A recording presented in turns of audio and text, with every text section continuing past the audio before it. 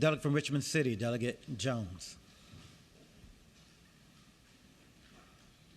Thank you, Mr. Speaker. I rise for a point of personal privilege. Delegate has the floor. Mr. Speaker, this morning we were all greeted with another shooting in the capital city of the Commonwealth. This is a far too occurrence in my city, in my district.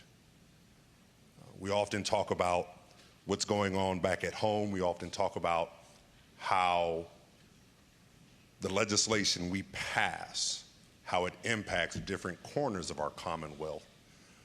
But I'm glad that so many of us were able to see the yellow tape that I see on a monthly basis in my city. If it were not for City Hall being shut down and closed because of the holiday, we would have had thousands of people going in and out of that building, stopping at that bus stop in an effort simply to go to work. A person lost their life today, Mr. Speaker, and my question is, what are we going to do about it? We must move beyond peanut butter props and deal with pistols. I saw distinguished members, seasoned members, just go back and forth over peanut butter. Basic treat that we grew up with, something that is in our commissary or something that's in our cafe, and we made something of it. Props. You would think that leadership within the General Assembly would step up and lead as people are losing their lives.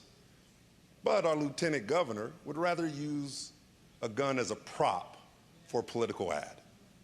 And I don't mean that in any amount of disrespect, Mr. Speaker, but I believe that we should hold ourselves to a higher level of decorum.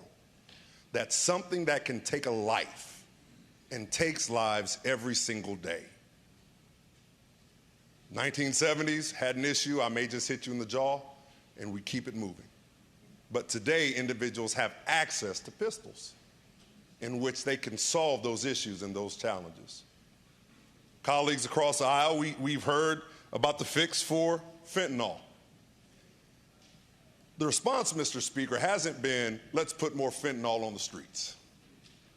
The response hasn't been, let's just hold pat with where we are and try to maintain the amount of fentanyl that's on the streets. No, we've heard, let's eradicate it. Let's remove it.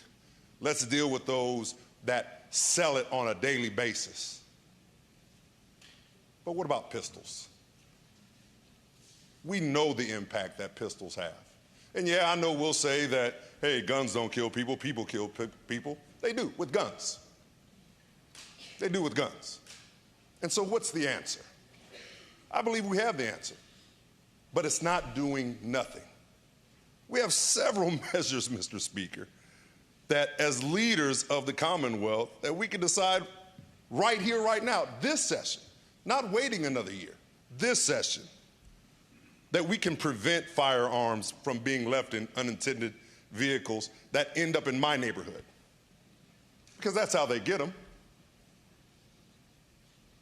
A gun is not reported lost or stolen, and it ends up in South Richmond.